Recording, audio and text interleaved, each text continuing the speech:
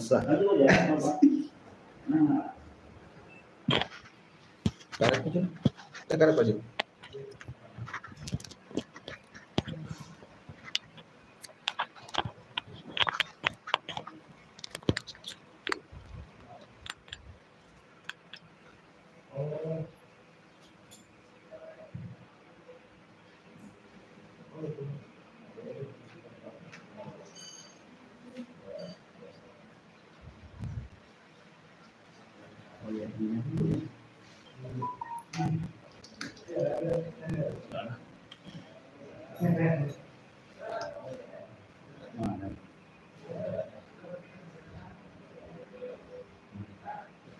Cerah kali kok malamnya.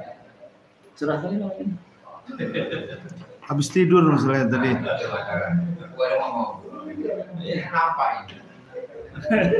Habis tidur, jadi Enggak tidur di kamera apa ya nampaknya. Iya.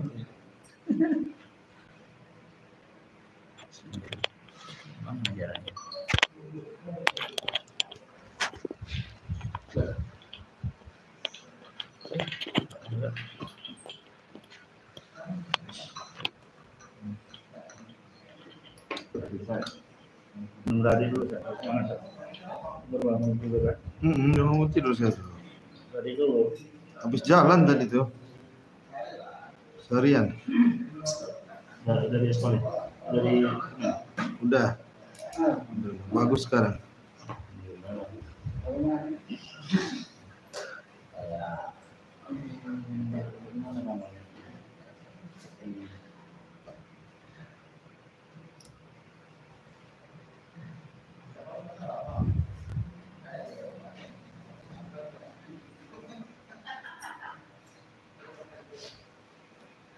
Oke, siap. Ini enggak. Ini enggak.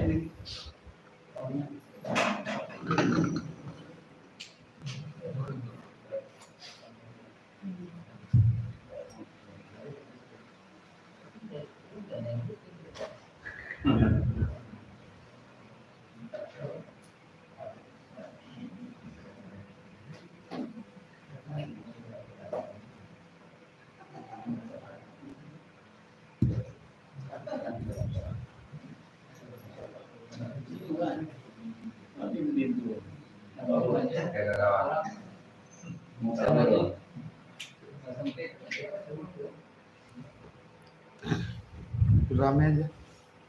Udah, cuaca agak bagus. Ya, anak-anak itu.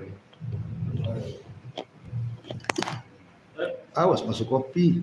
Ya, istilah begini. Ya, ini. Itu nggak tahu ya orang gitu. Hah? Karet, karet nggak bisa. Bisa. Karet. Ah. Kemarin kan bawa sagepok tuh mana? Itu nggak bisa itu.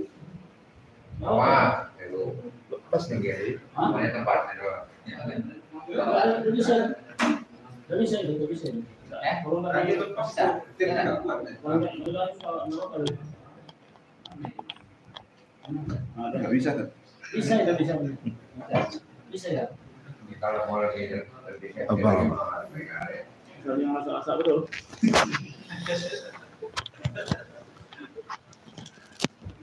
Nah, misalnya Isolasinya kurang deh. kurang data sih. Oke.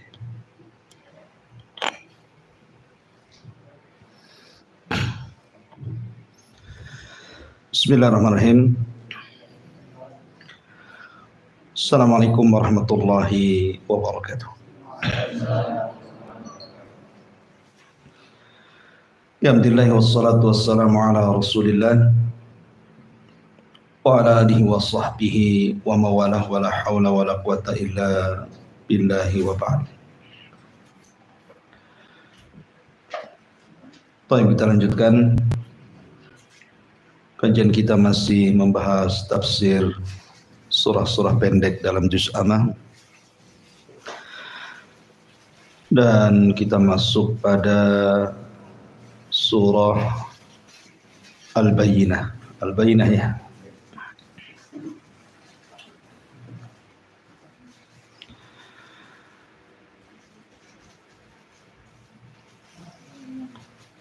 Taib, surah Al-Bayyinah secara tartib Al-Quran masuk pada surat ke-98,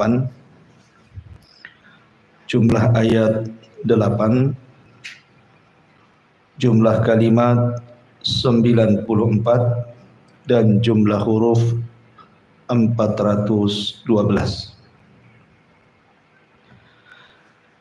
Adapun tentang apakah dia Makkiyah ataupun Madaniyah, maka terjadi khilaf ulama, tetapi mayoritas para ulama atau jumhur mengatakan bahwa surah Al-Bayyinah ini adalah Madaniyah. Artinya turun setelah hijrah Nabi SAW.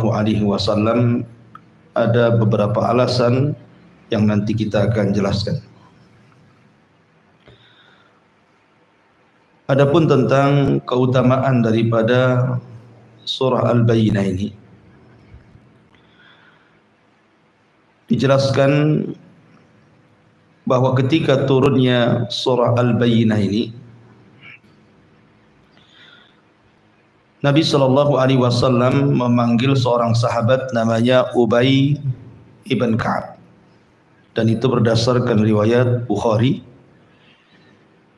dari Anas bin Malik radhiyallahu an, bahwa Nabi SAW suatu ketika memanggil Ubay ibn Ka'ab. Dan perlu antum ketahui bahwa Ubay bin Ka'ab ini adalah satu di antara 4 sahabat yang direkomendasikan Rasul untuk diambil Qur'annya. Kata Nabi SAW, ambillah Al-Quran dari 4 orang.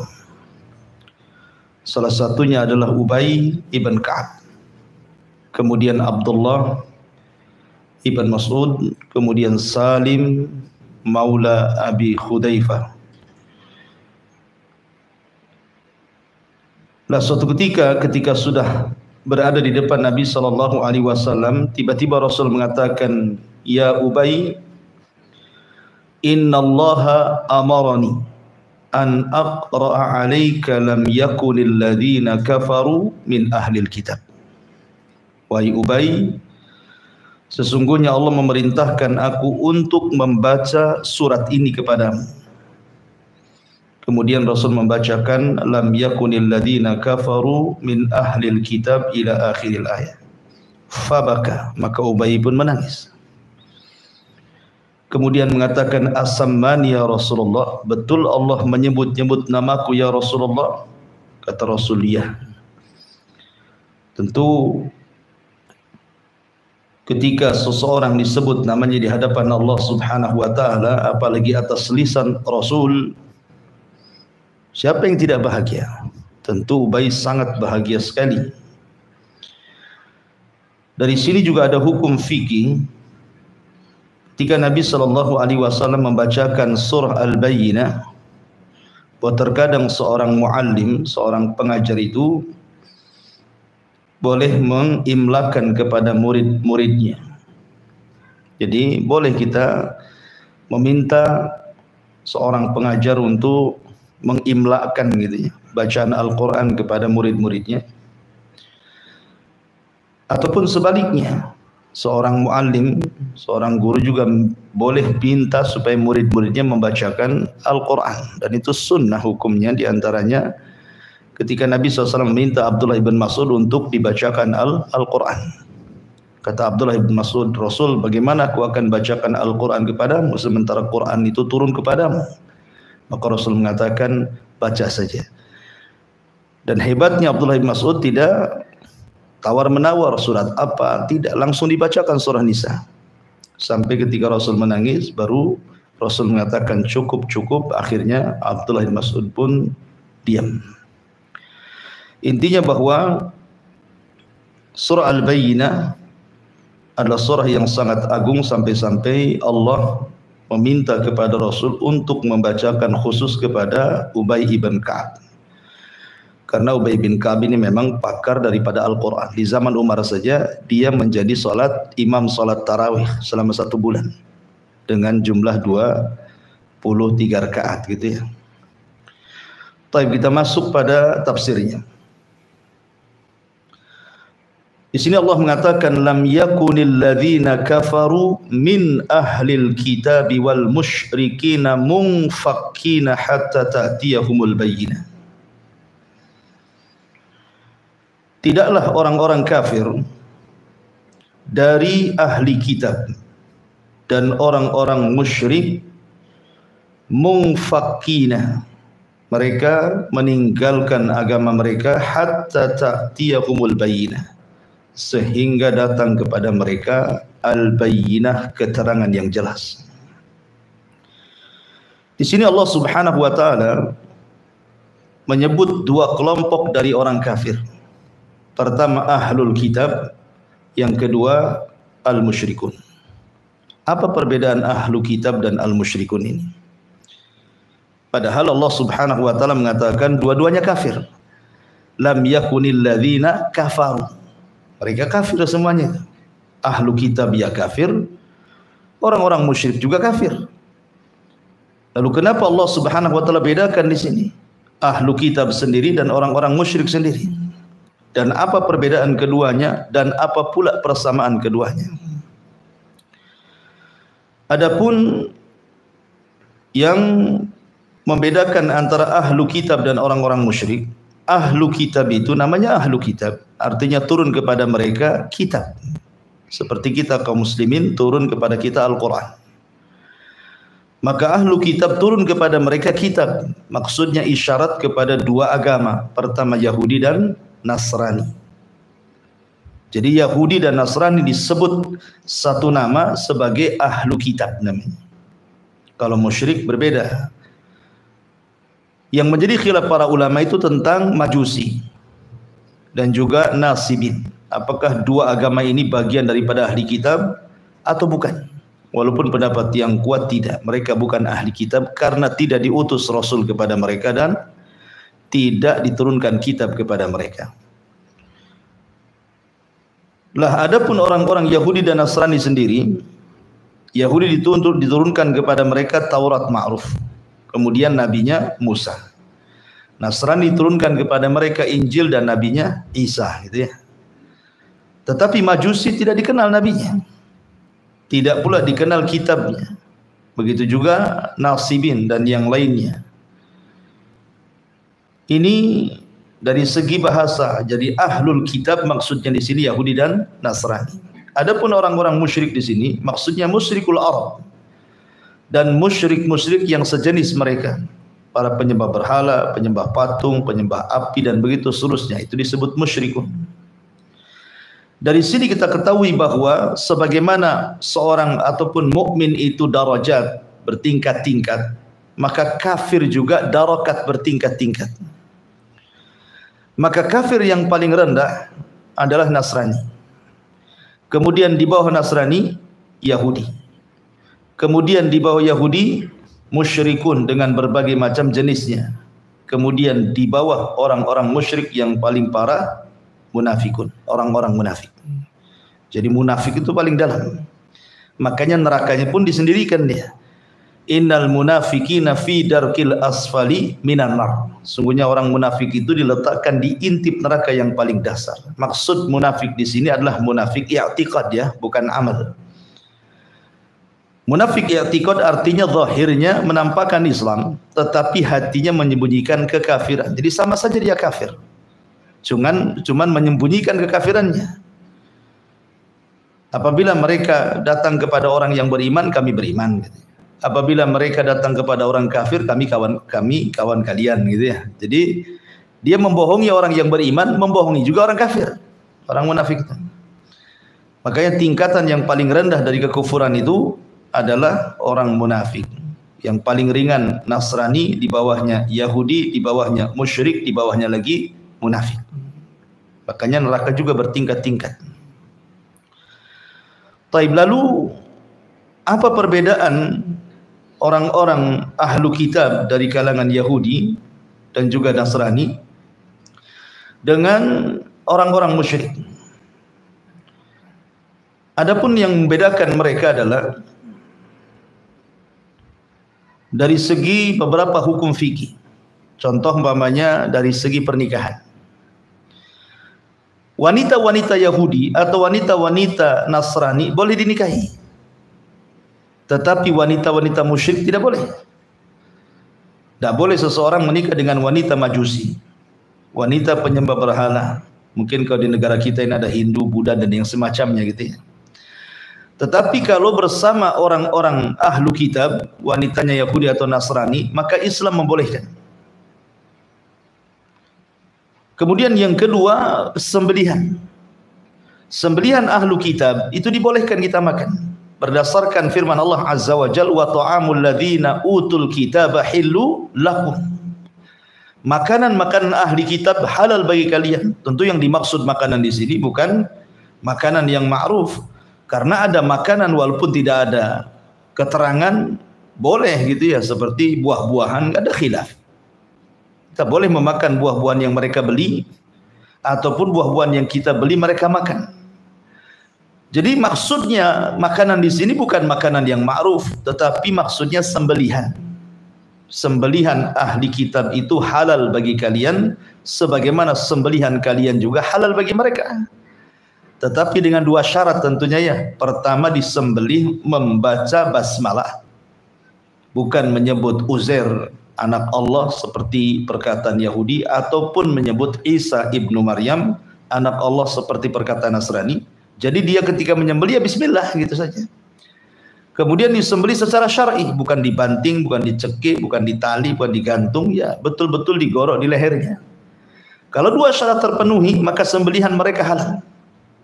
Sembelihan mereka halal. Begitu juga pernikahan mereka halal. Tetapi pernikahan pun tidak boleh dengan cara mereka, harus dengan cara kita. Jadi wanita-wanita ahli kitab boleh menikah dengan laki-laki dari kita, tetapi dengan cara syar'i. Menikahnya ya aturan-aturan Islam gitu ya. Tapi kalau seandainya kebalikannya tidak boleh. Laki-laki dari mereka, perempuan dari kita tidak boleh. Makanya Al-Imam Al-Baqillani rahimahullahu ta'ala pernah ditanya oleh seorang pendeta soal pernikahan sesama Islam dengan mereka. Kata mereka mengatakan, enak kali kalian muslim katanya, wanita-wanita kami boleh kalian nikahi, tetapi wanita-wanita kalian tidak boleh kami nikahi. Maka Imam Baqillani mengatakan, ya, kalau kalian mengakui Muhammad adalah nabi kami, maka kami akan nikahkan wanita-wanita kami dengan kalian. Karena orang-orang Yahudi dan Nasrani mengingkari kan itu. Kenabian kita itu mengingkari. Sebab ingkar itulah makanya juga Islam menerapkan tidak boleh wanita-wanita kita menikah dengan mereka. Karena namanya posisi suami itu al-qayyim, pemimpin. Mudah mengambil, mudah memaksa gitu ya istrinya untuk masuk ke agama mereka. Taib. Lam yakunil ladzina kafaru min ahlil kitab wal musyrikin munfakkina hatta ta'tiyahumul bayyinah. Munfakkin artinya tarikin. Tarikin itu artinya meninggalkan. Meninggalkan agama mereka sampai datang kepada mereka keterangan. Sebelum datang Islam, memang orang-orang Yahudi di zamannya adalah agama yang paling benar. Begitu juga orang-orang Nasrani di zamannya adalah agama yang paling benar. Tetapi kemudian mereka banyak penyimpangan. Setelah datang Islam, maka Islam menyuruh mereka untuk masuk ke dalam Islam. Lalu kenapa orang-orang Yahudi padahal di zamannya adalah agama yang paling benar, kenapa kemudian dikatakan kafir sekarang? Begitu juga orang-orang Nasrani, benar di zamannya, sekarang dianggap kafir. Karena ada beberapa sebab kenapa Islam mengkafirkan mereka. Satu, karena i'tirafuhum bi'adami imanihim bil Islam. Jadi mereka terang-terangan tidak mau memeluk Islam setelah datangnya al-bayyinah, keterangan kepada mereka. Kabar tentang adanya Nabi SAW yang merupakan Nabi akhir zaman itu sudah terekam oleh mereka. Contoh umpamanya kisah Salman Al-Farisi yang pernah saya ceritakan. Salman Al-Farisi ini ketika mencari kebenaran, awalnya dia kan Majusi. Kemudian dia melihat bahwa ajaran Nasrani itu seolah-olah jauh lebih indah dibandingkan Majusi. Akhirnya kemudian ayahnya merantai dia, karena dikhawatirkan dia terpengaruh dengan agama Nasrani. Tapi kemudian akhirnya dia pun kabur dari rumah. Kemudian dari Iran ngarahnya kemana? Ke Syam. Karena menurut petunjuk di Syamlah sentral daripada Uskup Akbar. Berangkat Salman ke Syam. Kemudian belajar kepada uskup. Rupanya ketika dia belajar kepada uskup yang pertama, uskupnya ini rajulun su, orangnya buruk. Karena selalu menyuruh manusia untuk sedekah pada fuqara wal masakin, tetapi kemudian kekayaannya diambil semuanya oleh dia. Sampai uskup ini meninggal, kemudian Salman membeberkan kejahatannya. Maka orang-orang pun kemudian menyalib uskup itu dan merajam dengan batu. Kemudian uskup penggantinya adalah uskup yang saleh. Salman suka dengan uskup yang kedua. Tapi sayang usianya tidak lama, akhirnya minta wasiat kemana lagi dia harus belajar Nasrani. Maka uskup di Syam menyarankan dia ke Musil. Musil itu di Irak. Berangkat dia ke Irak, berjumpalah dengan uskup yang dimaksud. Sampai di Irak tidak lama juga usianya. Karena sudah tua, akhirnya Salman meminta kemana lagi harus saya belajar.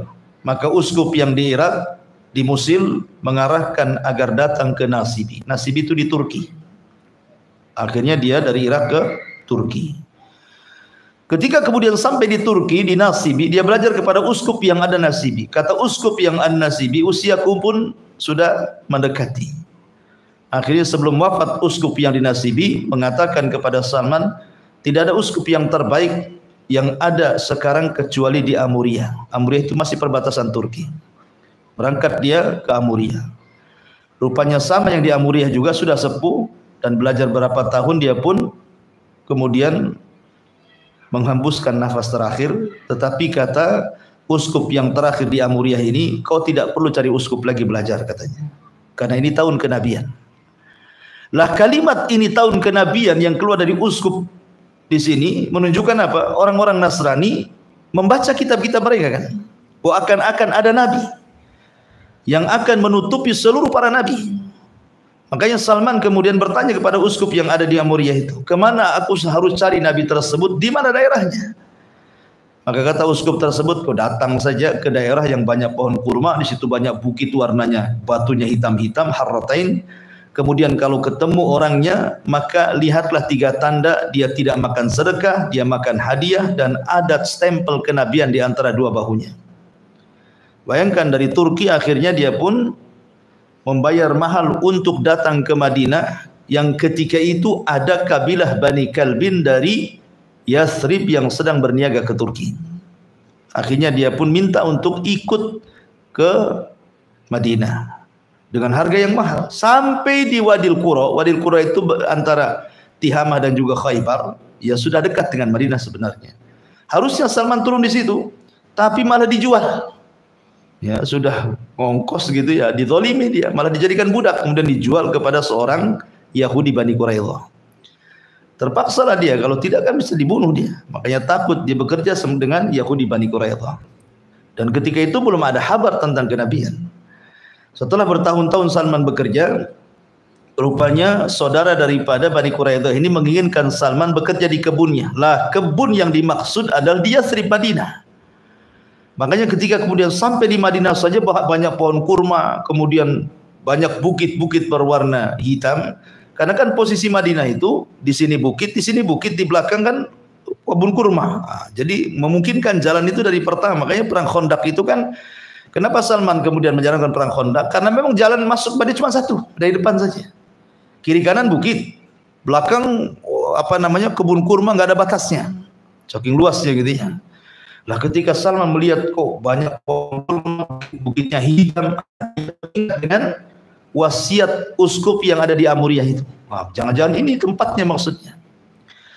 Makanya selang beberapa waktu ketika Salman berada di atas pohon kurma, tiba kemudian Datanglah saudara orang Yahudi ini berteriak-teriak dan mengatakan, qatalallahu Banu Kilah. Semoga Allah memerangi Banu Kilah. Banu Kilah ini kakek buyutnya Khazraj dan Aus. Dari dua kabilah Khazraj dan Aus. Lah kakek itu namanya Bani Kilah. Orang-orang Yahudi kalau menghina Khazraj dan Aus, kakek buyut mereka dan mengatakan qatalallahu Bani Kilah. Semoga Allah memerangi Bani Kilah. Kemudian kata orang Yahudi ini, kenapa kau berteriak seperti itu? Dia mengatakan, celaka. Khazraj dan Aus sedang berkumpul di Kuba. Karena ada orang yang mengaku Nabi yang berasal dari Mekah. Oh, Salman ini berada di atas pohon, dengar gitu kan kaget dia. Langsung dia turun, langsung nanyain gitu. Bener gak gini-gini? Langsung ditampar ya. Kau ini budak kok tahu mau masuk pula ke masalah kami, kerja sana bahasanya gitu ya.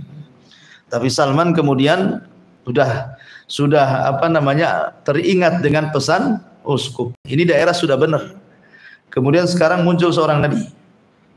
Tapi lihat bagaimana Nasrani Yahudi ini bencinya kepada Nabi SAW. Sampai mengatakan qatalallahu Bani Kilah itu. Ketika kemudian Salman mendengar bahwa Nabi sudah sampai di kota Madinah, dia ingin membuktikan ciri-cirinya. Ciri-cirinya kan tidak makan sedekah. Dia bawa kurma disedekahkan, Rasul tak mau. Kemudian yang kedua, dia bawa hadiah, Rasul makan dan sahabatnya makan. Kemudian yang ketiga, dia ingin melihat stempel kenabian. Tidak bisa karena memang di balik pundak kan pakai baju, sehingga nggak mungkin Rasul main singkap gitu ya. Sehingga Salman tidak berhasil melihat tanda itu kecuali ketika Rasul sedang mengadakan penguburan jenazah. Kemudian sedang menggali lubang. Sambil menggali lubang, Rasul kemudian ngobrol dengan sahabatnya. Kemudian Salman mengintip-ngintip di belakang punggungnya, Rasul perasan. Kemudian Rasul menyingkap pundaknya, tiba-tiba nampak stempel kenabian di balik pundak Rasul. Salman meluk, dari situlah dia masuk Islam. Yang ingin saya katakan bahwa uskup yang ada di Amuria mengatakan bahwa tahun kenabian. Dari sini menunjukkan apa? Orang Nasrani tahu bahwa akan ada nabi. Adapun orang Yahudi sudahlah, jangan cerita. Tinggalnya mereka di Madinah itu sudah menunjukkan bahwa mereka menanti-nanti nabi. Coba bayangkan, Madinah itu bukan strategis ekonomi. Orang-orang Yahudi itu kan hubud dunia. Harusnya mereka lebih baik tinggal di Syam ataupun di Yaman yang sudah jelas-jelas ekonominya ada. Tapi di Madinah mana ada ekonomi? Dari segi ekonomi saja di Madinah nggak ada gitu ya. Tetapi mereka membela-bela diri tinggal ratusan tahun bergenerasi di kota Madinah hanya ingin menanti nabi yang dimaksudkan dalam kitab-kitab mereka. Jadi Yahudi dan Nasrani ini, dua agama ini menanti-nanti kemunculan Nabi SAW. Tapi apa yang terjadi? Ketika betul-betul datang Nabi SAW, dua-duanya menolak. Makanya Allah jelaskan, wa ma tafarraqal ladina utul kitab illa min ba'di ma ja'athumul bayyinah. Yaitu jawabannya. Dan tidaklah mereka berselisih dari kalangan ahli kitab. Dalam ayat ini tidak disebut musyrik. Kenapa? Karena orang musyrik tidak kenal Nabi. Yang kenal Nabi itu Yahudi dan Nasrani. Tapi ayat pertama disebut musyrik karena Nabi belum datang. Ayat yang kedua, musyrik tidak disebut, hanya ahli kitab saja. Ini Nabi sudah datang. Karena tidak ada maklumat orang-orang musyrik itu soal kenabian masalahnya. Makanya tidak disebut di situ pada ayat yang di bawahnya. Ya. Masyaallah muslimin dimuliakan Allah Azza wa Jalla. Jadi yang pertama, kufurnya Yahudi dan Nasrani itu karena mereka tidak memasuki Islam. Kemudian yang kedua, sebab yang kedua karena orang-orang Yahudi dan Nasrani itu mereka kufur dengan agama mereka yang Allah Subhanahu wa taala turunkan di dalam Taurat, Injil kepada Musa dan Isa, bahwa kedua-duanya saling mengingkari. Orang Yahudi itu tidak mengakui juga Isa sebagai nabi. Orang-orang Nasrani, orang Yahudi mengakui. Mereka mengatakan Isa itu anak zina, gitu kan? Jadi Yahudi mengingkari adanya Nasrani sebenarnya, nggak mengakui. Dan Yahudi menuduh Maryam itu berzina sampai sekarang. Ya, mereka mengatakan bahwa Maryam itu berzina dan Isa itu anak zina. Itu orang Yahudi pemikirannya. Ya. Orang Nasrani pun mengatakan demikian kepada orang-orang Yahudi. Ya, jadi mereka itu saling sesat menyesatkan. Akhirnya kemudian dua agama ini melakukan tahrif kepada buku-buku mereka, kitab-kitab yang dari langit. Mereka Merubah-rubah. Makanya Allah mengatakan yuharrifunal kalimaan mawadhi'i. Mereka merubah-rubah kitab-kitab mereka, itu pula sebab kekufuran mereka. Ya. Sebab kekufuran mereka. Kemudian juga sebab kekafiran mereka karena Allah menaskan dalam Al-Qur'an. Mengatakan mereka kafir seperti dalam surah Al-Bayyinah ini. Lam yakunil ladzina kafaru. Allah mengecap mereka kafir. Berarti kalau Allah Subhanahu wa taala sudah mengecap kafir, maka kita harus mengkafirkan yang Allah kafirkan. Dan kita tidak boleh mengkafirkan yang Allah tidak kafirkan. Ketika Allah mengatakan Yahudi kafir, kita katakan Yahudi kafir. Ketika Allah mengatakan Nasrani kafir, kita katakan Nasrani kafir. Ketika kemudian orang-orang Arab dikatakan musyrik, kita katakan musyrik. Kenapa? Kita mengkafirkan yang Allah kafirkan saja. Karena kita bukan manhaj takfir, mengkafir-kafirkan semua orang. Seperti Khawarij. Di luar kelompoknya kafir, gitu ya. Orang-orang Khawarij itu kan kerjanya kufar kafir saja itu. Tapi kita mengkafirkan yang Allah kafirkan saja. Titik sampai di sini. Jangan ditambah-tambah. Ya. Tapi di zaman sekarang muncul pula istilah tidak mengkafirkan orang kafir. Enggak boleh mengatakan Yahudi kafir, enggak boleh mengatakan Nasrani kafir, katakan mereka non muslim. Kan itu ya. Padahal Allah mengatakan lam yakunil ladzina kafaru, jelas kafir. Kekafiran mereka tampak. Mereka menganggap Isa anak Tuhan. Mereka menganggap Isa satu di antara tiga Tuhan. Mereka menganggap Isa Tuhan itu sendiri.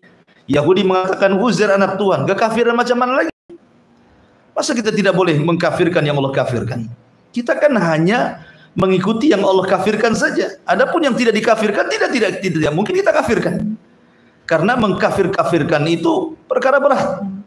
Sama dengan mengatakan si anu di neraka gitu ya. Itu bukan perkara ringan, makanya kita hanya terbatas ketika mengkafir kafirkan itu yang sudah ternaskan dalam Al-Quran saja. Kita katakan fulan kafir, kenapa dikafirkan? Karena Quran mengkafirkan. Nah, selesai kaidahnya sampai di sini. Tetapi ingat, malam yukafir kafir fahuwa kafir. Siapa yang tidak mengkafirkan orang kafir, dia kafir. Gitu ya. Ingat, kaidah ini benar di satu sisi, tetapi salah di sisi lain. Kalau yang dimaksud malam yukafir kafir fahuwa kafir, siapa yang tidak mengkafirkan orang kafir, dia kafir. Maksudnya yang tidak mengkafirkan yang Allah kafirkan, dia kafir, benar.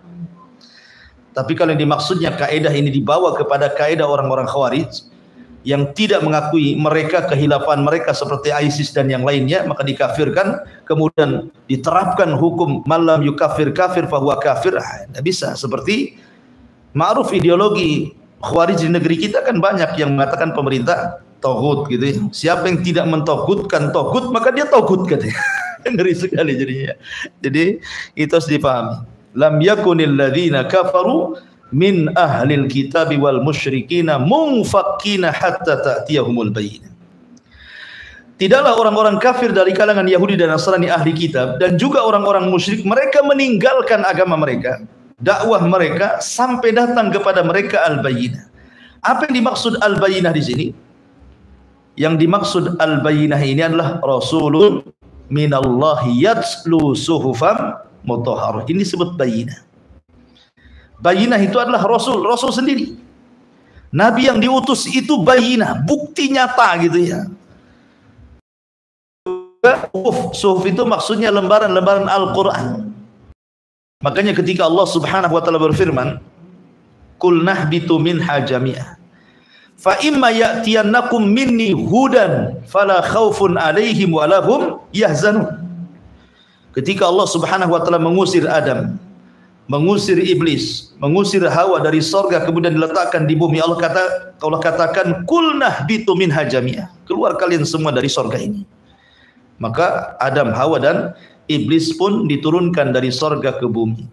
Iblis diturunkan di lautan, Adam diturunkan di Sri Lanka, dan Hawa diturunkan di Jeddah. Kemudian Allah mengatakan, fa imma ya'tiyannakum minni huda. Setelah kalian berada di bumi, kami akan turunkan petunjuk kepada kalian.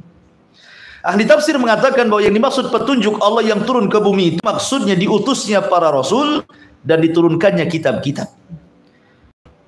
Jadi ketika Allah Subhanahu wa taala mengutus kepada Bani Israel Musa dan juga Taurat yang di tangannya, berarti itulah petunjuk bagi Bani Israel. Siapa Musa dan Taurat, fala yadhillu wa la yashqa. Dia tidak mungkin celaka dan tidak mungkin binasa. Kemudian setelah itu Allah utus Isa, Allah utus Daud dengan zaburnya.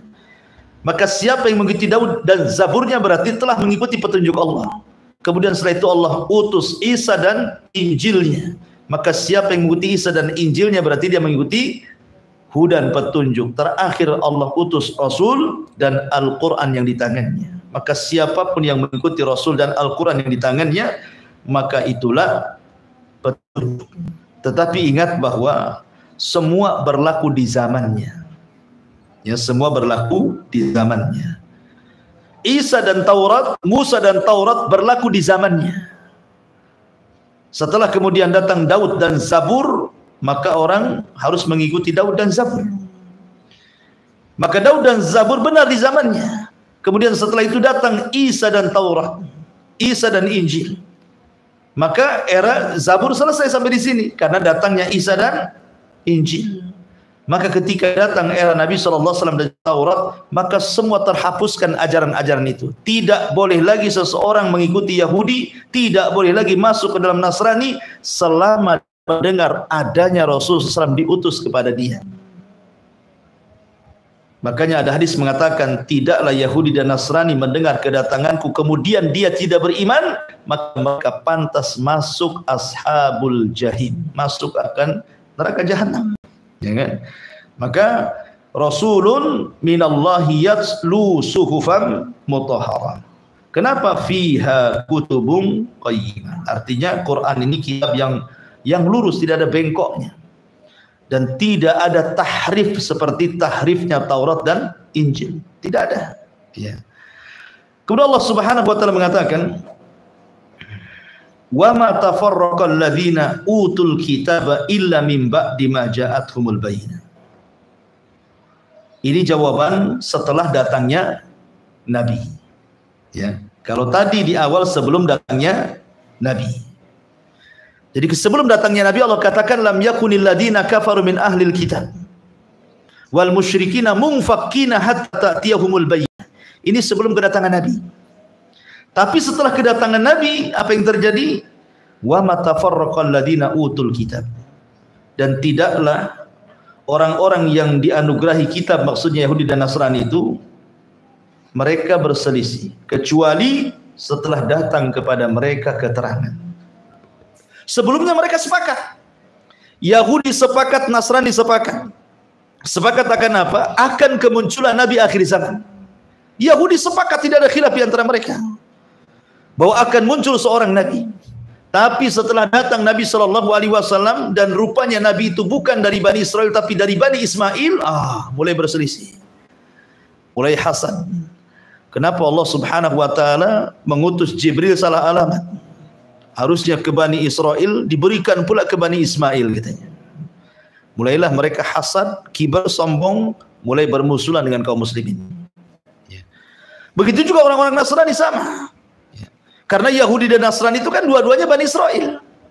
Dan Isa itu nabi yang terakhir dari nabi-nabi Bani Israel. Yahudi ya Bani Israel, Nasrani juga Bani Israel. Dan nabi terakhir Bani Israel, Nabi Isa, itu nabi terakhir. Sehingga mereka kecewa. Kenapa Bani Israel? Kenapa pula Bani Ismail? Maksudnya keturunan Ismail ibn Ibrahim alaihi salatu wassalam. Apalagi kemudian hasadnya kepada orang Arab itu memang sudah tertanam sejak zaman dulu. Yahudi itu tidak suka dengan orang Arab sejak dulu. Dan itu ditampakkan dari kebencian kepada Musa dan kecintaan kepada Harun. Mereka suka dengan Musa, tapi mereka suka dengan Harun. Bani Israel itu. Alasannya apa? Pertama karena Musa tidak hidup bersama mereka, hidup di istana Fir'aun dari kecil sampai dewasa. Yang kedua, habis itu hijrah kemana? Ke Madian, menikah dengan wanita Arab. Bukan wanita Bani Israel. Anak dari seorang rajulun salih namanya Syu'aib. 10 tahun di sana. Baru kemudian pulang ke Mesir, baru bergabung dengan Bani Israel. Tapi Harun kan tidak. Harun tidak hidup di istana Fir'aun. Memang hidup bersama Bani Israel dari kecil sampai dewasa. Dan Harun tidak pernah menikah dengan orang Arab. Memang menikah dengan orang Bani Israel. Akhirnya Bani Israel itu kecintaan kepada luar biasa. Tapi kepada Musa mereka, ya benci-benci rindu lah mungkin bahasanya. Karena Musa itu selalu diuji oleh Bani Israel yang tidak pernah dialami oleh Harun. Ya, ujian banyak sekali, makanya kenapa kesabaran Musa itu sampai ke tingkat azam, makanya dia masuk pada ulul azmi minar rusul. Jadi wa ma tafarraqal ladina utul kitab illa min ba'di ma ja'atuhumul bayyinah, kecuali setelah datang kepada mereka al-bayyinah, keterangan. Datang kepada mereka nabi, rasul mendakwai mereka, mendialog dengan mereka dan macam-macam, tapi mereka tidak mau beriman. Padahal telah nyata jelas. Contoh nih, ketika orang-orang Yahudi datangi orang-orang musyrik Arab, orang-orang waktu itu Rasul belum hijrah, masih di Mekah. Datang orang-orang Quraisy ke Madinah. Karena orang-orang musyrik tahu bahwa orang-orang Madinah itu orang cerdas, diberikan kitab kepada mereka. Maka orang musyrik itu bermusyawarah. Di tempat kami di Mekah ada orang ngaku nabi. Bagaimana menurut kalian wahai pembesar Yahudi?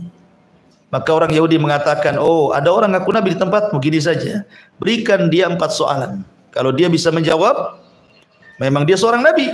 Kalau dia tidak bisa menjawab, memang dia bukan seorang nabi, artinya ragukan kenabiannya. Ya kan? Kemudian diajari, katakan kepadanya satu tentang ruh. Apa itu katanya kan? Yang kedua, makanan penduduk sorga itu yang pertama dimakan apa? Kemudian tentang seorang raja yang berkeliling dunia berdakwah ke sana kemari, macam mana kabarnya? Kemudian orang-orang yang terjerembab dalam gua, macam mana ceritanya? Maka akhirnya orang-orang musyrik setelah punya bahan, pulang mereka ke Mekah. Kemudian betul-betul bertanya. Betul-betul bertanya kepada siapa? Kepada Nabi, dan mengatakan kami siap beriman kalau kau bisa menjawab 4 soalan ini. Kemudian disebutkan, karena Nabi SAW saking senangnya nih dengan 4 pertanyaan ini. Karena apa? Konsekuensinya mereka siap beriman. Akhirnya Rasul mengatakan ghadan jawabannya, besok jawabannya, lupa mengucapkan insyaallah. Ketika lupa mengucapkan insyaallah, akhirnya telatlah jawabannya. Jibril telah turun, ya, karena tidak mengucapkan insyaallah tadi. Tapi Jibril pun akhirnya turun juga memberikan jawabannya. Artinya bahwa kalau seandainya orang-orang Yahudi itu tahu bahwa jawab apa soalan mereka telah terjawab dan semuanya benar, artinya memang dia seorang nabi. Dan mereka tahu Rasul itu seorang nabi. Tapi karena hasadnya mereka tidak beriman. Makanya orang cerdas Yahudinya mereka beriman, seperti umpamanya kisah Abdullah ibn Salam. Abdullah ibn Salam itu kan muftinya Yahudi Madinah. Semua orang Madinah kalau ada persoalan pasti datang kepada Allah bin Salam. Itu tokoh besar Yahudi itu. Ketika melihat Nabi SAW Madinah kemudian berdiskusi, masuk Islam dia. Tapi kan tidak menjadikan Islam pengikutnya. Tokohnya masuk Islam, pengikutnya pula tidak masuk Islam kan. Makanya orang Yahudi selama Nabi SAW tinggal di Madinah tidak banyak orang yang masuk Islam dan bisa dihitung dengan jari. Sedikit sekali orang Yahudi itu sampai Rasul wafat. Tidak banyak orang Yahudi yang masuk Islam. Kebanyakan mereka berkhianat. Bahkan 4 kali melakukan peperangan bersama orang Yahudi di Madinah. Pertama perang Bani Kunaiko, kemudian Bani Nadir, kemudian Bani Quraidah, terakhir perang Khaybar. Akhirnya Rasul mengusir orang Yahudi di Madinah. Kemudian digantilah nama Yathrib menjadi Madinah Al-Munawwarah setelah tidak ada lagi orang kafir di kota Madinah, ya. Artinya bahwa di sini terjadinya perselisihan orang-orang Yahudi Nasrani itu karena setelah datang kepada mereka keterangan. Begitu juga orang-orang Nasrani, cuman bedanya orang Nasrani lebih lembut daripada orang Yahudi, sehingga banyak di zaman Rasul orang Nasrani masuk Islam. Ingat kisah tentang Nasrani Najran yang datang kepada Rasul kemudian berdebat, akhirnya mereka masuk Islam. Ya, jadi Nasrani agak lembut ya, Yahudi beda. Ya, keras kepala Yahudi itu. Maka yang keras kepala Yahudi. Taib. Kemudian Allah Subhanahu wa taala mengatakan, "Wa ma umiru illa liya'budullaha mukhlishina lahuddin hunafa wa yuqimus salata wa yu'tuz zakata wa dzalika dinul qayyim." Dan tidaklah mereka diperintah. Maksudnya siapa mereka? Ya semua agama di luar dari Islam, termasuk juga Islam. Semua manusia, Yahudinya, Nasraninya, musyriknya, Islamnya, tidaklah mereka semua diperintahkan illa liya'budullah, kecuali mereka harus beribadah kepada Allah. Mukhlishina lahuddin, mengikhlaskan ketaatan mereka kepada Allah, hunafa, dan mereka harus menjauhi kesyirikan. Dari sini ada 3 faedah yang disebutkan para ulama. Pertama, perintah ibadah. Bahwa perintah ibadah itu adalah perintah pertama kali Allah ciptakan semua makhluk. Kenapa Allah ciptakan manusia, jin, malaikat? Kenapa Allah ciptakan lautan, gunung, matahari, langit, bumi?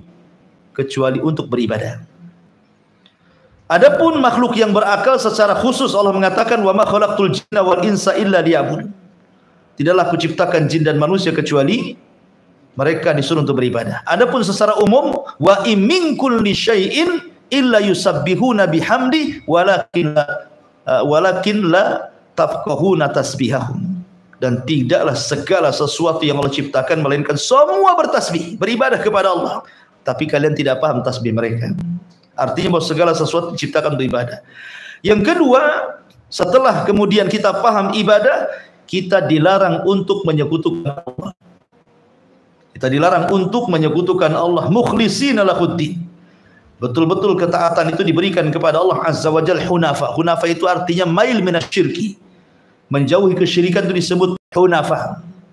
Ya, makanya orang-orang Arab yang masih mengikuti agama Ibrahim itu disebut hanif. Hanif itu artinya mail minasyirki. Seperti Waraqah ibn Naufal. Itu kan masih hanif, ya kan, tidak mengikuti agama musyrikun, masih berpegang dengan agama tauhid. Walaupun mereka tidak tahu cara beribadah, tapi hati mereka itu mengingkari kesyirikan. Ya, Waraqah ibn Naufal, kemudian beberapa, ada 4 orang, ya, tokoh di zaman jahiliyah itu yang hanif, tidak mau menyekutukan Allah Azza wa Jalla. Ya. Intinya bahwa kemudian yang ketiga adalah ittiba. Ittiba itu artinya hanya mencontoh ibadah kepada Allah dengan mengikuti contoh Nabi Shallallahu Alaihi Wasallam. Ini menjadikan syarat ibadah. Syarat ibadah itu 2 kan. Pertama perintah ibadah. Di atas perintah ibadah itu ikhlas, artinya tidak menyekutukan Allah. Kemudian setelah itu adanya ittiba, harus mengikuti Nabi Shallallahu Alaihi Wasallam. Salah satu tidak ada, maka akan terjerumus kepada 2 kemungkinan, imma kesyirikan, wa imma kebid'ahan. Artinya bisa dia masuk kepada syirik atau menyelisih Nabi. Kalau dia hanya ikhlas tetapi tidak ittiba, maka akan menyelisih Nabinya. Tapi kalau dia ittiba tapi tidak ikhlas, maka akan masuk kepada bab syirik. Ya, makanya harus terkumpulin ibadah ini, ibadah ikhlas dan ittiba. Dan itu diambil wa ma umiru illa liya'budullaha mukhlishina lahuddin wa yuqimus sholata wa yu'tuz zakata wa dzalika dinul qayyim. Ayat ini sebagai dalil bahwa al-bayyinah ini adalah madaniyah. Kenapa? Karena ada perintah salat dan zakat. Di Mekah kan belum ada. Belum ada 2 perintah ini. Perintah salat dan zakat itu adanya di Madinah. Makanya surah Al-Bayyinah ini madani. Ketambah-tambah kisah tentang Ubay ibn Ka'ab yang memperkuat bahwa itu adalah madani. Kemudian diperkuat lagi dengan apa? Dengan adanya cerita Yahudi dan Nasrani. Di Mekah tidak ada cerita Yahudi Nasrani itu. Rasul itu ceritanya sama orang kafir Quraisy saja. Setelah di Madinah baru cerita Yahudi, baru cerita Nasrani. Ini menunjukkan 3 alasan inilah yang kemudian atau jumhur ulama mengatakan surah Al-Bayyinah ini adalah madaniyah. Artinya surat turun setelah hijrah Nabi sallallahu alaihi wasallam. Wa ma umiru illa liya'budullaha mukhlishina lahuddin hunafa wa yuqimus sholata wa yu'tuz zakata wa dzalika dinul qayyim.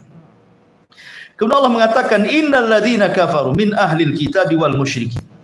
Sesungguhnya orang-orang kafir dari kalangan ahli kitab, maksudnya Yahudi dan Nasrani, wal musyrikin, dan orang-orang musyrik, fi nari jahannam, mereka semua berada di neraka jahannam, khalidina fiha, dikekalkan di dalamnya.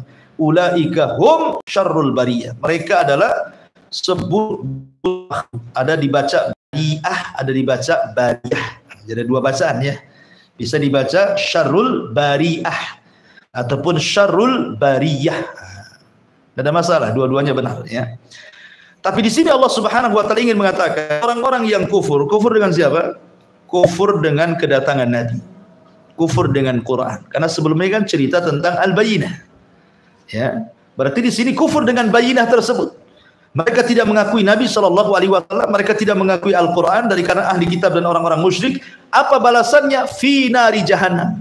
Maka mereka layak dimasukkan ke dalam jahannam. Ma'asyiral muslimin yang dimuliakan Allah Azza wa Jalla, jahannam itu satu di antara nama neraka. Nama-nama neraka itu banyak, ya. nama-nama neraka ya pertama Al-Hawiyah. Hawiyah itu, dan itu disebutkan di dalam surah Al-Qariyah kan.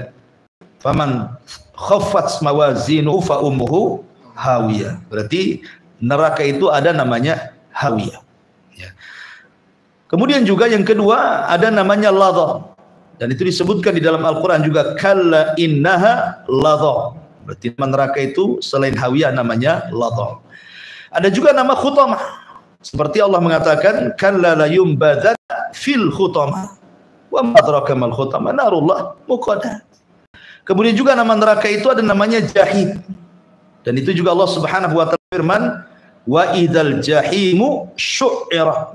Ketika neraka jahim dinyalakan. Ya. Kemudian yang nomor 5, Jahannam, ma'ruf Jahannam. Ya. Karena nama Jahannam ini masyarakat populer, Jahannam kau katanya. Nama Jahannam itu terpopuler di masyarakat. Nah, itu nama neraka Jahannam. Karena Allah mengatakan inna jahannama kanat mirsada. Kemudian yang nomor 6 Saqar. Sebagaimana Allah mengatakan sauslihi saqar atau ma salakakum fi saqar. Nah, ini dia. Kemudian juga yang nomor 7 nama lain neraka itu Sa'ir. Dan itu Allah Subhanahu wa taala katakan fa'tarafu bi dzambihim fasuhqan li ashabi Sa'ir. Jadi nama neraka itu juga disebut Sa'ir. Kemudian yang nomor 8 Sijjin. Itu juga bagian daripada neraka. Dan Allah mengatakan wa ma adraka ma sijjin kitabun marqum. Nah, kemudian yang nomor 9 di antara sudah nih 8 ya apa nih? Sudah 8 nih. Ini nama-nama neraka ini secara umum itu berdasarkan tingkatan-tingkatan. Ya, tetapi neraka bagi orang-orang yang beriman dan dia masih mentauhidkan Allah Azza wa Jalla, atau dengan kata lain usatul muwahhidin, ahli maksiat dari kalangan ahli tauhid, neraka mereka adalah neraka Jahannam. Jadi neraka ini tidak dikekalkan di dalamnya. Adapun istilah-istilah kekekalan di luar daripada kesyirikan, kan ada istilah-istilah kekal di luar kesyirikan. Padahal kalau melihat hukum seperti Allah mengatakan innallaha la yaghfiru an yushraka wa yaghfiru ma duna dzalika liman yasha. Allah akan mengampuni tidak akan mengampuni dosa syirik dan hanya mengampuni dosa selain itu, seolah-olah hanya syirik saja yang dikekalkan. La in asyrakta la yahbatanna amaluka, kan begitu ya. Nah, lalu bagaimana dengan ayat yang mengatakan seperti mamanya wa man yaqtul mu'minan muta'ammidan fajaza'uhu jahannam khalidan fiha. Siapa yang membunuh seorang mukmin secara sengaja maka dia dimasukkan ke jahannam dan dikekalkan di dalamnya. Nah, ini kan ada kalimat dikekalkan dalamnya. Atau hadis Rasul ketika membicarakan tentang orang yang bunuh diri, maka dia akan dikekalkan di dalamnya. Dan beberapa dosa-dosa besar yang ada kata-kata khalidan fiha. Maka harus bedakan maksud khalidan fiha kepada para pelaku syirik dengan khalidan fiha pada pelaku di luar kesyirikan. Maksudnya kekekalan itu ada dua. Kekal memang selama-lamanya tidak akan keluar dari situ, atau yang kedua karena lamanya tinggal di situ sehingga disebut kekal tapi akan keluar juga gitu maksudnya. Ya, jadi kalau menemukan selain kesyirikan kok ada kata-kata khalidan fiha dikekalkan di dalamnya seperti orang yang membunuh seorang mukmin secara sengaja, maksudnya lama tinggalnya gitu maksudnya. Bukan berarti tidak akan keluar. Ya, karena hanya dosa syirik yang tidak akan mengeluarkan pelakunya dari neraka. Ya. Taib. Ini nama-nama neraka.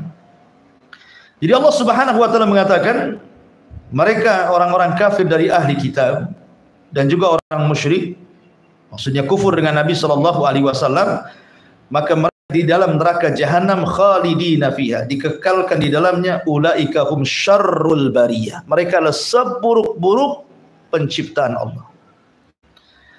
Kemudian Allah mengatakan kebalikannya sekarang, innal ladzina amanu, tapi orang-orang yang beriman dengan Rasul, beriman dengan Al-Quran, dari kalangan Yahudi ataupun Nasrani atau orang-orang musyrik yang mereka tobat akhirnya beriman dengan Rasul dan juga kitab yang dibawanya Al-Quran, wa amilus salihat, dan beramal saleh, ulaika hum khairul bariyah, maka mereka sebaik-baik makhluk Allah yang Allah ciptakan.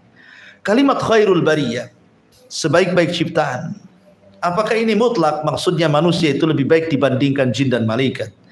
Ada yang mentafsirkan seperti itu. Jadi manusia itu yang beriman dan beramal soleh, maka tingkatannya melebihi di atas malaikat dan juga jin-jin yang soleh. Tetapi kalau dia tidak beriman dan tidak beramal soleh, mereka kufur, maka mereka juga seburuk-buruk makhluk, justru lebih buruk. Jangan lagi cerita dengan malaikat, dengan jin, dengan binatang pun lebih buruk. Makanya ada istilah ulaika kal an'am balhum adhal, kan itu ya. Mereka seperti binatang ternak, bahkan lebih rendah dibandingkan binatang ternak. Kenapa Allah katakan seperti itu? Karena ada ayat yang mengatakan ya laitani kuntu turaba, duhai kiranya aku jadi tanah saja. Ketika orang-orang kafir berada di padang mahsyar itu, didatangkan binatang-binatang ternak kemudian dihisab. Ya. Binatang pun dihisab. Makanya Rasul mengatakan nanti kambing-kambing yang bertanduk, yang suka nanduki kambing yang tidak bertanduk akan dihisab. Tetapi tidak ada azab, hanya hisab saja. Ya, azabnya tidak ada.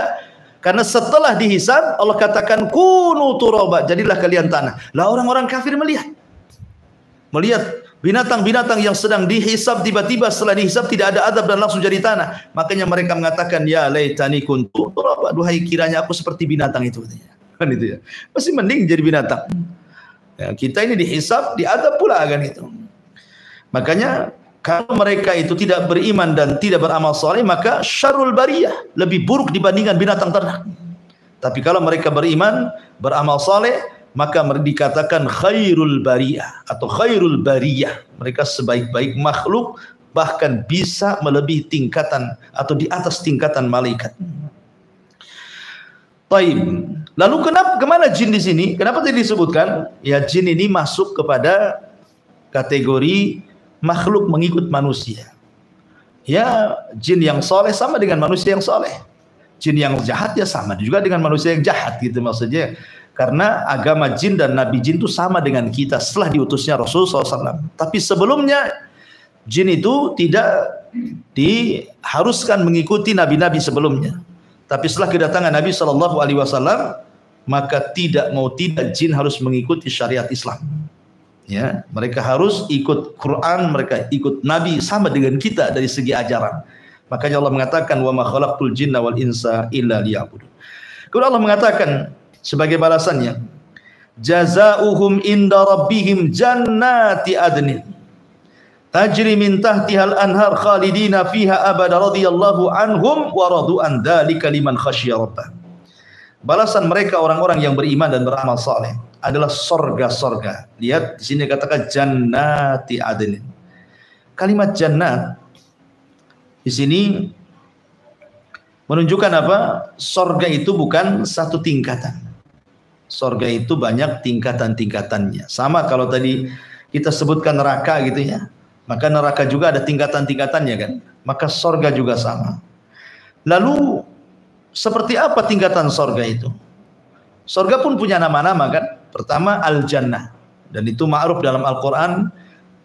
Kalimat al-jannah seperti mathalul jannatil lati wa'idal muttaqun. Permisalan sorga yang diperuntukkan untuk orang yang bertakwa. Jadi nama sorga itu yang pertama al-jannah. Kemudian yang kedua Darussalam. Nama sorga itu disebut Darussalam karena Allah mengatakan lahum Darussalam inda rabbihim. Kenapa disebut salam? Semua sorga itu salam. Salam itu keselamatan. Orang masuk sorga pasti selamat.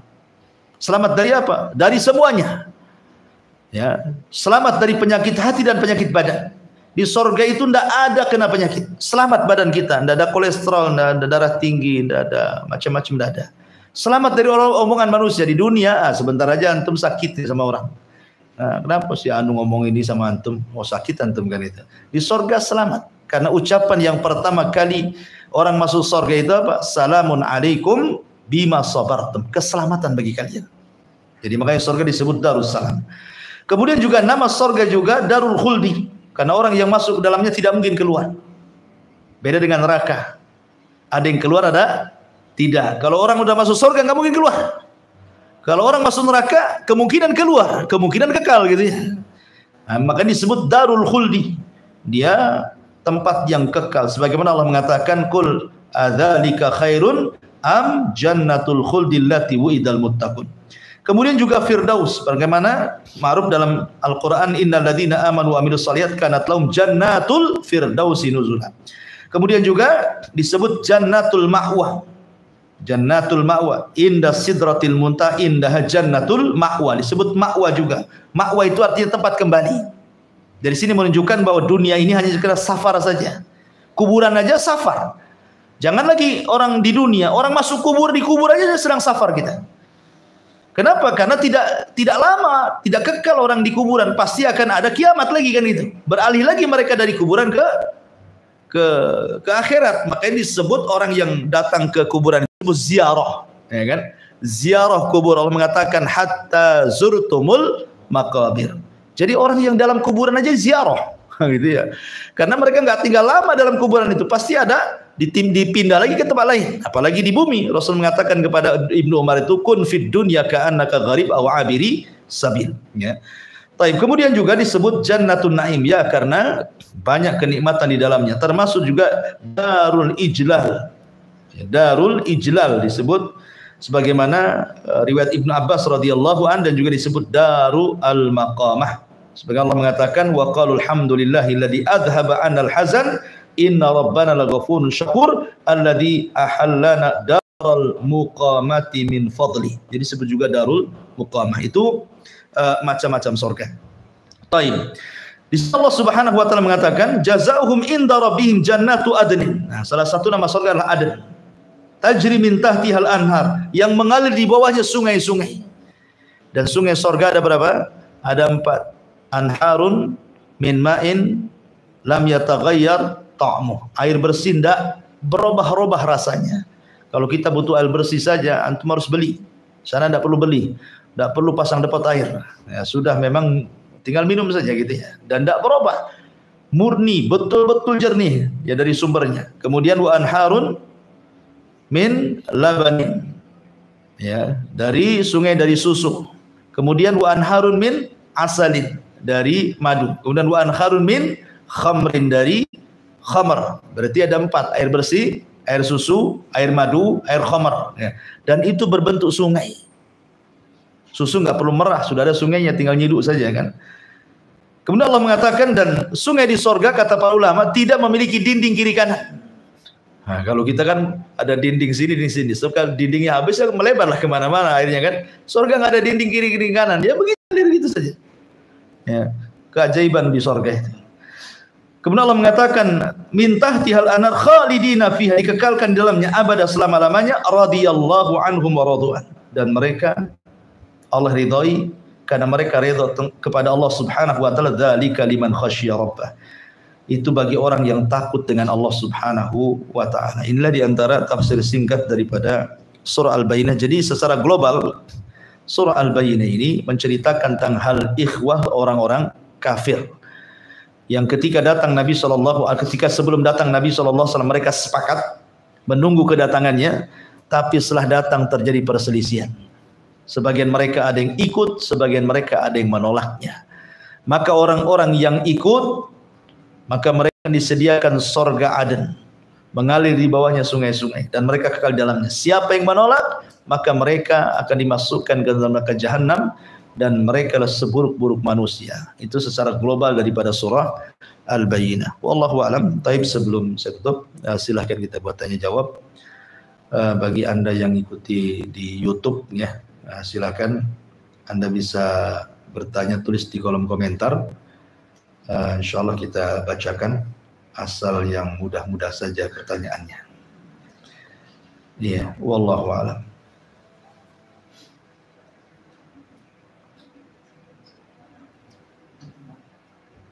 Ya.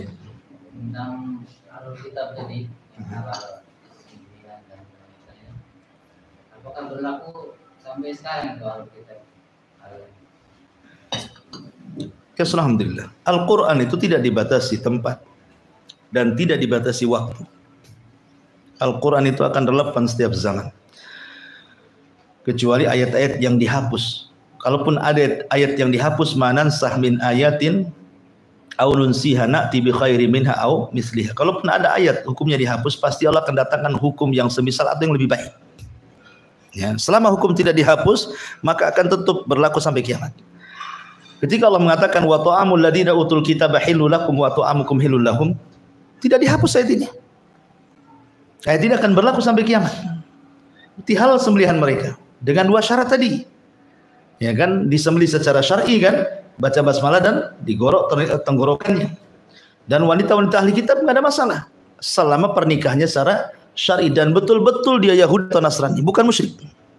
Kalau musyrik enggak boleh. Wala amatun mu'minatun khairun min musyrikatin walau a'jabatkum. Dan wanita seorang budak mukminah itu jauh lebih baik daripada wanita musyrikah walaupun sangat menarik, kata Allah gitu ya. Jadi masih berlaku. Makanya kalau di sebuah negara, anggaplah kayak Singapura, ya negara kafir gitu ya. Orang-orang Islam tidak diberikan kesempatan untuk menyembelih binatang di situ secara syar'i, sehingga mereka harus impor dari negeri yang lain. Kalau negeri impornya itu mayoritas ahli kitab, anggaplah Australia, ya ahli kitab mayoritas kan itu. Kemudian kita yang hidup di Singapura seorang Muslim, boleh nggak membeli dagingnya dan memakannya? Boleh, karena hukum itu dilihat dari aglabnya. Kenapa? Lihat dohirnya dulu. Ini yang mengimpor mana? Cina ataukah Australia kan gitu ya. Ya, mana negara yang banyak ahli kitabnya, kita melihat dohirnya saja, berarti boleh makan. Tapi kalau seandainya ada pilihan, ya tentu kita memilih sesama muslim kan. Ini kan bicara tidak ada pilihan. Ya, maka boleh. Tapi kalau yang mengimpor dari luar kemudian negara-negara yang bukan mayoritas ahli kitab, maka haram, tidak boleh. Sampai fatwa ulama sampai segitu gitu ya. Intinya maka boleh. Begitu juga menikah dengan wanita-wanita Nasrani atau wanita Yahudi, boleh, tidak ada masalah. Tetapi kalau ada wanita muslimah, ngapain pula cari mereka gitu maksudnya. Tapi kalau tidak ada lagi kecuali mereka, ya sudah nggak apa-apa. Tapi jangan ngambil di luar ahli kitab. Ya. Kenapa kemudian kita boleh menikah dengan mereka? Karena ada kesamaan. Orang Yahudi Nasrani itu kan doktrinnya sama, mereka punya kitab-kitab langit. Artinya mereka secara ajaran itu mentauhidkan Allah. Cuman karena sudah ada penyimpangan, akhirnya mereka jadi kufur dan sebagian mereka jadi syirik. Tetapi dengan adanya persamaan ini bisa kita tarik. Bisa kita tarik. Makanya Allah mengatakan dalam Al-Quran itu, Qul ta'alau ila ma gimana? Qul ya ahlal kitab ta'alau ila kalimatin sawa. Wahai ahli kitab, kemarilah kita satukan kalimat, gitu ya. Kenapa Allah menyuruh Rasul mengatakan seperti itu kepada ahli kitab? Karena sama-sama diturunkan kitab masalahnya. Mereka punya nabi, punya kitab. Kita juga punya nabi, punya kitab. Cuma nabi dan kitab kita penutup seluruh para nabi dan kitab-kitab langit. Itu saja bedanya. Ya. Dan mereka harus mengikuti nabi kita dan kitab yang dibawanya. Dan itu berdasarkan nas yang tertulis dalam kitab-kitab mereka. Termasuk Rasul yang ditulis dalam kitab mereka. Bahkan sifat-sifat sahabat saja ada tulis di kitab-kitab mereka. Contoh ketika Baitul Maqdis dikuasai Umar. Datang Abu Ubaidah. Kan mereka siap untuk tidak berperang. Mereka akan, sudahlah kalah, saya akan kasihlah kuncinya. Tetapi orang yang mengambil kunci itu harus sesuai ciri-cirinya yang termaktub dalam kitab kami kan. Datanglah Abu Ubaidah, bukan. Datanglah Khalid, bukan. Datanglah Indah, bukan. Ketika datang Umar, ini orangnya katanya. Gitu, langsung paham mereka. Langsung dikasih kunci Baitul Maqdis. Jadi sebenarnya sifat-sifat sahabat juga sudah ada termaktub dalam kitab-kitab mereka. Cuman sekali lagi karena hasad kemudian juga kesombongan mereka tidak dapat hidayah. Tapi hukum itu masih berlaku sampai hari ini, baik makanannya ataupun pernikahannya. Wallahu a'lam. Pertanyaan dari itu Pak. Itu dua tema. Assalamualaikum Ustaz. Bertanya dari Amal Effendi, apakah mencuri harta orang kafir itu harus bertobat, mengembalikan hartanya, atau hanya kepada Allah saja? Ya, mencuri harta orang kafir boleh atau tidak? Tidak boleh, kecuali konteksnya sedang peperangan. Nah, itu masuk ke harta fai atau harta ghanimah. Ya. Tapi kalau yang Anda ambil hartanya bukan kafir harbi, anggaplah kafir zimmi atau musta'man atau ahdi, ketika kita menyakiti mereka baik secara nyawa atau harta, berarti kita menzalimi mereka. Dan ingat, siapapun yang Anda zalimi, kafirkah dia, mukminkah dia, maka Allah bersama mereka. Bukan karena kekafirannya, tapi karena kezalimannya. Makanya Allah mengatakan wala tahsabannallaha ghafilan amma ya'malu zalimun. Jangan kau sangka Allah itu diam kepada orang-orang yang berbuat zalim. Allah akan berdiri kepada siapapun yang dizalimi, walaupun dia kafir. Bukan karena kekafirannya, sekali lagi kan, karena kezalimannya. Allah akan membela dia. Maka siapapun yang mengambil harta orang kafir, kembalikan. Kembalikan. Selama kafir itu kafir dhimmi, musta'man atau ahdi, lain kalau harbi. Kalau harbi dan posisinya Anda sedang perang, ya kan? Namanya perang itu yang tidak boleh di luar perang, boleh dalam perang. Contoh sombong. Di luar perang nggak boleh sombong. Tapi ketika masuk perang boleh kita sombong. Ana nabiyun la kadhib, ana ibni Abdul Muttalib, kata Rasul. Saya nabi dan saya tidak dusta, dan saya turunan Abdul Muttalib, raja Arab, kata Rasulullah kan. Sombong kan? Enggak apa-apa dalam peperangan. Kata Ali, ana alladhi sammatni ummi Haidarah. Saya yang dikasih nama ibuku macan hutan, katanya. Siapa yang berani dengan saya? Di dalam peperangan boleh. Bahkan Rasul mengatakan innal harba kaidun. Peperangan itu tipu daya. Tipu-tipu dalam perang boleh, yang penting menang. Dalam perang boleh, tapi nipu di luar perang enggak boleh. Jadi hal-hal yang tidak boleh dalam peperangan, di luar perang boleh dalam perang. Menipu, berdusta, mencuri, enggak masalah. Yang penting menang di situ kan. Pokoknya ngeraip-kerap ke musuh, dicurinya pedangnya, diambil kudanya, enggak apa-apa. Dalam peperangan ya situasinya kan. Tapi kalau situasi aman dan dia bukan kafir harbi, Anda pulang ambil hartanya, Anda zalim, balik. Enggak boleh. Ya, itulah indahnya Islam. Nabi SAW itu pernah membuat perjanjian yang disebut dengan Piagam Madinah. Dan itu ada 47 bulir kesepakatan, yang mengatakan 51 bulir kesepakatan. Ya, jadi di situ dijelaskan tentang hak-hak bagaimana kita melindungi mereka. Dalam Piagam Madinah itu intinya bahwa tidak boleh dan harus dikembalikan. Habis itu bertobat. Kalau seandainya orang yang antum ambil barangnya memang nggak ada, sudah cari ke sana kemari gitu ya, memang sudah nggak ada di situ, ya sedekahkan saja. Boleh jadi mungkin ketidaktahuan antum, mungkin dia pulang kemana dapat hidayah umpamanya kan, dia masuk Islam, maka sampai pahalanya ke dia. Kalaupun tidak, dia tetap kafir, antum sudah menghilangkan beban, sudah mencuri barang orang. Nah, itu ya. Wallahu a'lam. Ada lagi ya? Ada lagi? Ada lagi nih. Apa nih? Coba baca. Ustaz, mau tanya, jika Allah menghendaki kebaikan seorang, maka akan dipahamkan tentang agamanya.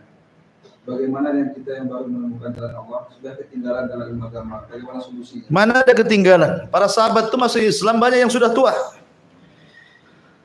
Dan sahabat itu masuk Islam itu tidak semuanya orang baik. Ada mantan-mantan penyembah berhala, kayak Umar itu masih mantan penyembah berhala, mantan preman gitu bahasanya. Mantan-mantan penyembah berhala itu kan orang musyrik.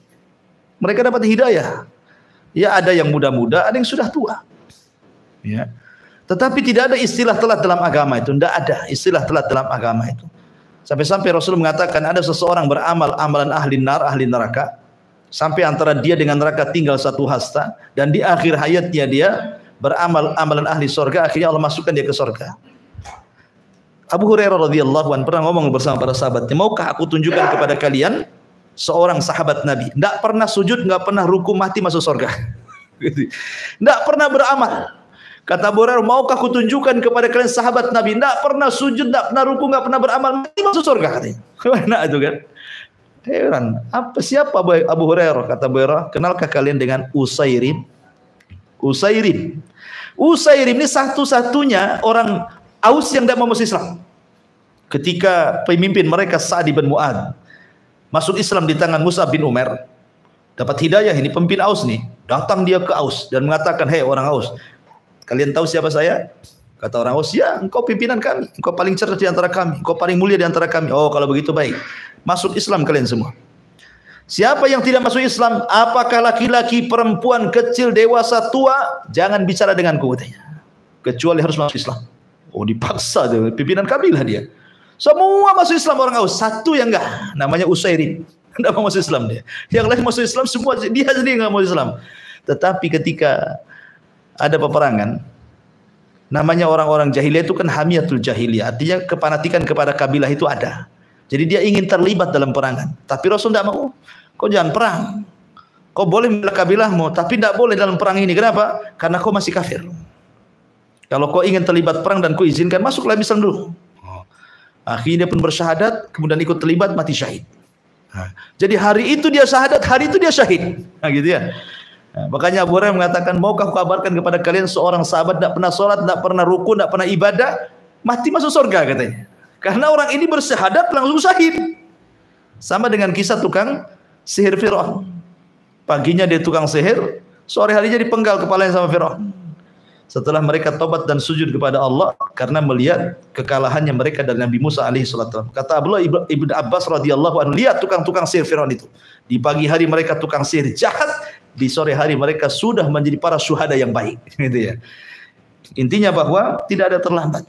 Dan Rasul mengatakan man yuridillahu khairan yufaqihu fiddin. Lihat Abdullah bin Mas'ud. Abdullah bin Mas'ud ini sebab masuk Islamnya kenapa? Dia seorang penggembala. Majikannya namanya Uqbah bin Abi Mu'aid. Rasul dan Abu Bakar jalan.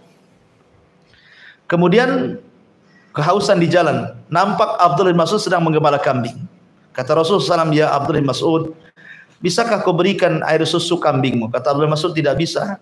Ini kambing amanah, bukan kambing saya. Ini kambing majikanku Uqbah bin Abi Mu'aid. Kata Rasul, ya sudah, kalau memang nggak boleh yang berair susu, saya minta kambing yang nggak ada susunya saja. Yang nggak punya anak kan belum ada susunya. Nah, kemarikan kambing itu. Akhirnya kemudian didatangkan, kemudian diusap tetenya kambing itu, tiba-tiba gemuk dan keluar air susu. Nah, di mata Abdullah ibn Mas'ud, nggak pernah melihat sulap kayak gini. Gak mungkin dianggap sulap kan gitu ya. Jangan-jangan ini jin, jangan-jangan apa gitu kan. Karena baru pertama melihat, kok bisa diusap keluar air susunya. Di situ mulai tertarik. Dia mengatakan, ajari aku katanya. Ajari aku. Namanya Abdullah bin Mas'ud kan. Kata Rasul, baik, datanglah kau ke tempat kami. Maka Abdullah bin Mas'ud datang, kemudian diajarkan Islam. Kemudian Abdullah bin Mas'ud masuk Islam. Kata Rasul, anta rajulun mu'allam. Engkau laki-laki yang akan Allah berikan ilmu. Kenapa? Karena ada semangat belajar dia. Kan minta diajari. Rasul, saya minta ajari. Maka setelah dia masuk Islam, Rasul doakan, anta rajulun mu'allam. Engkau laki-laki yang akan diajari Allah. Sejak itulah Abdullah bin Mas'ud menjadi faqihnya fuqaha sahabat. Ya. Orang paling cerdasnya sahabat Abdullah bin Mas'ud. Sampai Nabi SAW meminta dibacakan Quran. Cukuplah itu keutamaan Abdullah bin Mas'ud. Ya. Dan tidak meminta kepada orang lain untuk dibacakan Quran. Bahkan semua, ada beberapa sahabat nulis tafsir, nulis mushaf. Seperti Ali kan nulis mushaf. Ada mushaf Ali namanya. Ubay bin Ka'ab juga nulis mushaf, ada namanya mushaf Ubay bin Ka'ab, ada mushaf Muawiyah. Tetapi mushaf yang ada tafsirnya cuma satu, Abdullah bin Mas'ud. Ya, jadi walaupun Utsmani Abdullah bin Utsman bin Affan radhiyallahu an ketika merujuk kepada mushaf yang dicetak lebih banyak kepada rujukannya Ubay bin Ka'ab kan begitu ya. Ubay bin Ka'ab. Kenapa? Karena Ubay bin Ka'ab kan murni dia tidak ada tafsirnya. Apa yang diturunkan, itulah yang terakhir diturunkan kepada Rasul, dan tartib yang Rasul pakai itulah yang kemudian jadikan tartib mushaf dalam Quran yang kita baca. Ali punya mushaf, tetapi mushaf Ali ini disesuaikan dengan turunnya surat. Namanya Al-Alaq ya, ini surat pertama, Al-Mudaththir surat kedua. Dibuat kayak gitu mushaf Ali itu kan. Sehingga tartibnya sesuai dengan turunnya. Kalau Abdullah bin Mas'ud tidak. Dia plus juga ayatnya, tafsirnya pula ditulis sama dia. Ya, Abdullah bin Mas'ud itu. Itulah kelebihan dia. Maka disebut fuqaha sahabah gitu ya. Dan di zaman Umar jadikan qadhi di Kufah dan meninggal di zaman khilafah Utsman ibn Affan radhiyallahu anhu. Intinya bahwa Rasul mengatakan khairukum fil jahiliyah khairukum fil Islam idza fuqihu kata Rasul. Orang baik di zaman jahiliyah ketika dia masuk Islam maka tambah menjadi baik apabila dicerdaskan. Ya, apabila dia dicerdaskan. Dan bagaimana caranya? Barang siapa yang menghendaki kebaikan pasti Allah cerdaskan. Pasti itu. Saya waktu di Yaman dulu ada laki-laki udah tua banget tuh. Dia bawa wabah. Ceritanya dia bawa wabah. Bawa itu ini satpam bahasa kitanya. Bawa wabah bahasa Arabnya itu. Dia itu tidak bisa baca Quran walaupun orang Yaman. Tapi keinginannya ingin menghafal Quran kuat. Dulu kan ada masih kaset roll-rollan tuh Sony Ericsson itu kan. Biasanya pakai kaset gitu kan, didengerin gitu ya. Dia menghafal Quran dari kaset itu. Kaset pita tuh. Jadi setiap satu ayat diulang 100 kali, 200 kali, sampai mungkin pindah lagi ke ayat itu, sampai akhirnya hafal Quran. Sudah tua, hanya begitu saja, hanya mendengar. Ya kan? Tidak mustahil bagi Allah Azza wa Jalla. Karena Allah sendiri mengatakan tentang Al-Quran itu, walaqad yassarnal Qur'ana lidzikri. Allah mudahkan Quran itu untuk diingat. Jadi nggak ada istilah terlambat dalam kebaikan. Terus belajar. Ya, wallahu a'lam. Ada lagi? Nggak ada lagi ya? Baik. Nah, ini ada lagi nih. Mau tanya kalau transaksi lewat bank.